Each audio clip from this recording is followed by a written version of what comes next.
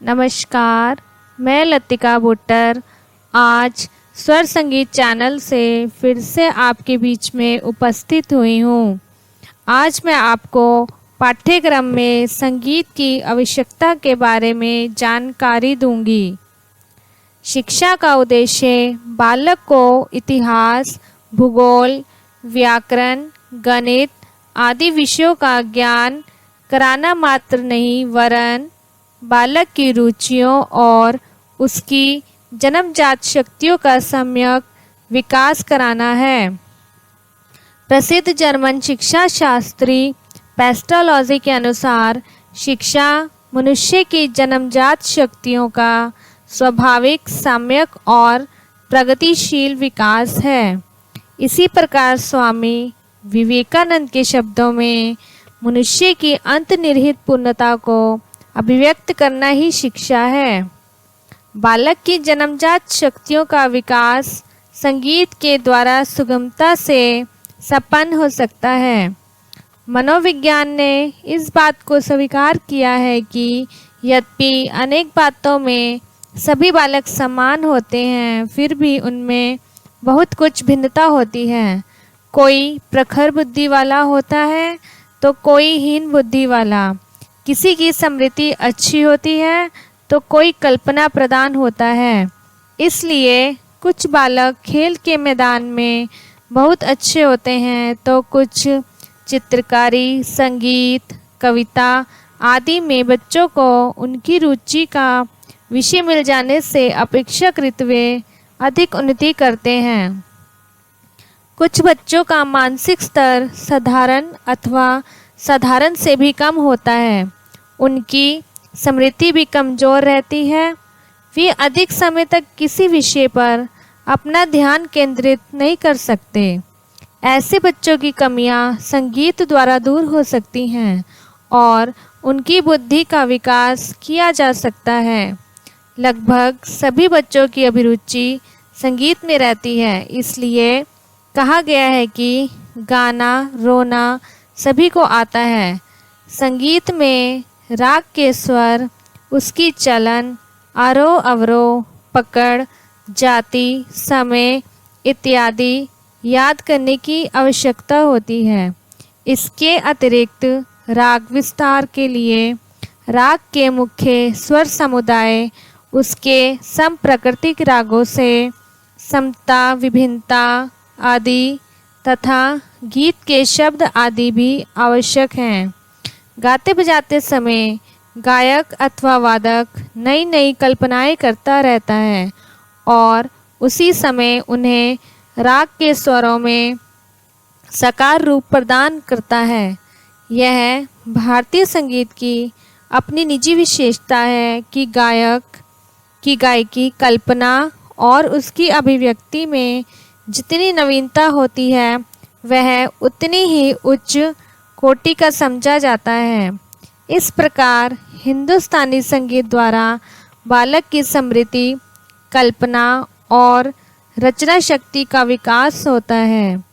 इसलिए प्रोफेल ने किंडरगार्टन प्रणाली में संगीत को पाठ्यक्रम का आवश्यक अंग माना है। इस प्रणाली में शिक्षिका गीत गाती है और गीत के भावानुकूल अंगों का संचालन करती है। बच्चों में अनुकरण की प्रवृत्ति बहुत अधिक होती है। वे शिक्षा का अनुकरण करते हैं और गाते हुए आनंद लेते हैं। इस प्रकार उन्हें संगीत के द्वारा भाषा की शिक्षा मिलती है और वे व्यायाम भी करते हैं।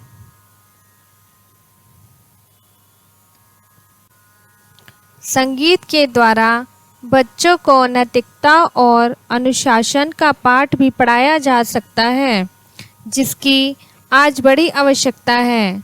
अध्यापकों और अभिभावकों दोनों की यही शिकायत है कि विद्यार्थियों में नैतिकता और अनुशासन की बड़ी कमी दिखाई देती है।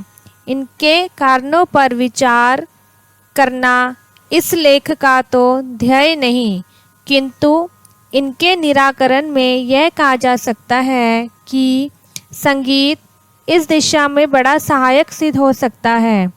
उन्हें नैतिकता और अनुशासन का प्रवचन ना देकर ऐसे गीत सिखाए जाएं जिनसे वे स्वयं शिक्षा लें। छोटे छोटे बच्चों को लोकगीत, अंग संचालन गीत आदि द्वारा उनमें नैतिकता और अनुशासन की भावना बाल्यपन से ही पैदा की जा सकती है। मनोवैज्ञानिकों का यह विचार है कि बालक में कुछ ऐसी जन्मजात प्रवृत्तियां होती हैं जो उसके आचरण की प्रेरक तथा मार्गदर्शक होती है।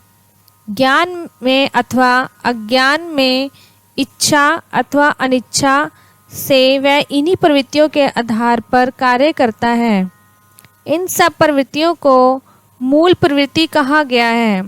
प्रसिद्ध मनोवैज्ञानिक मैकडूगल ने मुख्य 14 मूल प्रवृत्तियां स्वीकार की हैं, जैसे पलायन, युयुत्सा, काम प्रवृत्ति, आत्मगौरव, संग्रह वृत्ति, जिज्ञासा, रचनात्मक वृत्ति आदि। इनमें से काम प्रवृत्ति को उसने बहुत महत्व दिया है।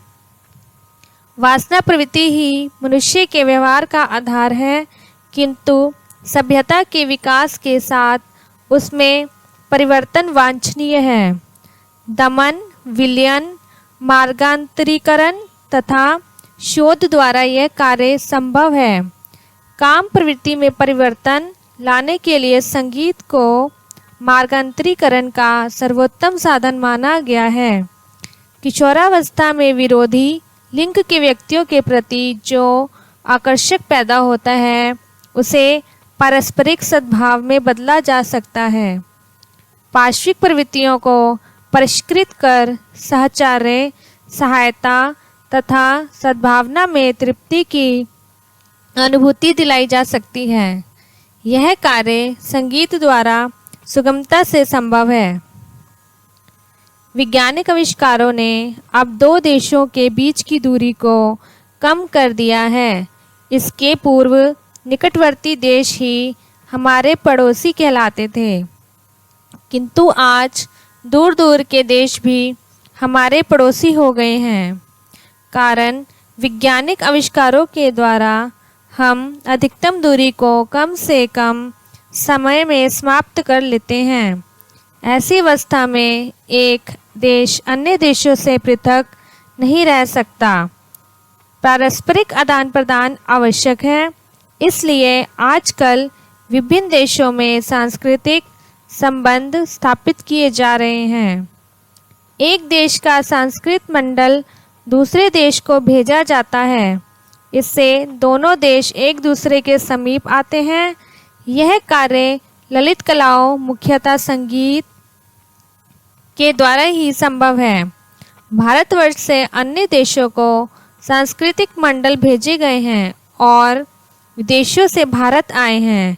इस प्रकार वसुधैव कुटुंबकम अर्थात पूरा विश्व हमारा कुटुंबकम है कि पुनीत भावना संगीत के द्वारा जागृत की जा सकती है। आजकल की शिक्षा बाल केंद्रित है। बाल मनोविज्ञान के आधार पर बालकों को शिक्षा दी जाती है। अतः अब प्रत्येक शिक्षक के लिए यह अनिवार्य हो गया है कि उसे बाल मनोविज्ञान का अच्छा ज्ञान हो। कुछ दिनों पूर्व शिक्षा अध्यापक प्रधान थी। प्रत्येक बालक को अपने को शिक्षक के अनुकूल ढालना पड़ता था। असमर्थता दिखाने पर या विलंब करने पर डंडे पड़ते थे, किंतु अब समय बदल गया है। शिक्षक के लिए बाल स्वभाव का ज्ञान उतना ही आवश्यक माना जाता है जितना कि उसका विषय। बच्चों की व्यक्तिगत जानकारी प्राप्त करने के बाद उनके मन की भावना, ग्रंथि, हीन भावना, चिड़चिड़ापन आदि संगीत के द्वारा दूर करने में जापान में बड़ी सफलता मिली है। स्वतंत्रता की स्वर्णिम उषा से देश को अच्छे नागरिकों की आवश्यकता है। अच्छे नागरिक ही देश का भार सफलतापूर्वक वहन कर सकेंगे। आज के बालक कल के नागरिक हैं। सद्गुणों का संचार बाल्यपन से होना चाहिए। जब संगीत के द्वारा बालकों का नैतिक और चारित्रिक उत्थान होगा तो यह निश्चित है कि वही बच्चे बड़े होकर देश के लिए अपने कर्तव्यों के प्रति जागरूक होंगे। ईश उपासना प्रत्येक धर्म का परम लक्ष्य है। धर्म चाहे जो भी हो, ईश्वर को किसी भी रूप में माना जाता हो, किंतु गुणगान, उपासना आदि द्वारा उसे प्राप्त करना धर्म का अंतिम लक्ष्य माना जाता है। संगीत के माध्यम से ही ईश्वर का गुणगान संभव है। जब श्रद्धा से हृदय भर जाता है तो हृदयोद्गार स्वर लहरी में फूट पड़ती है। इसलिए तो भक्ति काल में जब जनता तत्कालीन अत्याचारों से त्रस्त हो चुकी थी तो उसके सामने ईश्वर की शरण में जाने के अतिरिक्त और कोई मार्ग शेष नहीं था। यह कार्य संगीत के द्वारा ही सुलभ हुआ। इसलिए तो तुलसी, मीरा, सूरदास आदि भक्त कवियों का प्रादुर्भाव हुआ। इस प्रकार हम देखते हैं कि संगीत द्वारा स्मृति और कल्पना शक्ति का विकास, नैतिकता, नागरिकता, राष्ट्र प्रेम आदि सद्गुणों का बीजारोपण, मूल प्रवृत्तियों का रूपांतरण, हीन भावना का निष्कासन आदि संभव है। इनके अतिरिक्त संगीत की शिक्षा का शैक्षिक, सांस्कृतिक, मनोवैज्ञानिक तथा आध्यात्मिक महत्व भी है। इसलिए तो पाठ्यक्रम में संगीत का अस्तित्व परम आवश्यक माना गया है। डॉक्टर एनी बेसेंट, एक यूरोपीय महिला ने सर्वप्रथम भारतीय स्कूलों के पाठ्यक्रम में संगीत का समावेश करवाया। सन 1911 में रविंद्रनाथ टैगोर ने शांति निकेतन में और महात्मा गांधी ने 1915 में सत्याग्रह आश्रम में संगीत का शिक्षण प्रारंभ कराया। उत्तर प्रदेश तत्कालीन यूनाइटेड प्रोविंसेस में सर्वप्रथम सन 1916 में तत्कालीन कास्ते पाठशाला इलाहाबाद में संगीत की कक्षाएं खोली गईं और सन 1925 से अन्य स्कूलों में हर्ष का विषय है कि अब लगभग प्रत्येक स्कूल, कॉलेज तथा विश्वविद्यालय पाठ्यक्रमों में संगीत का समावेश हो गया है। भारत के अनेक विश्वविद्यालयों में स्नातकोत्तर कक्षा तक संगीत की शिक्षा दी जाती है और बहुत से शोध विद्यार्थी शोध कार्य में लगे हैं। कुछ को शोध कार्य में सफलता प्राप्त करने पर डॉक्टरेट की डिग्री प्रदान की जाती है। इंदिरा कला संगीत विश्वविद्यालय खैरागढ़ ऐसा विश्वविद्यालय है जो केवल संगीत का विश्वविद्यालय है। धन्यवाद।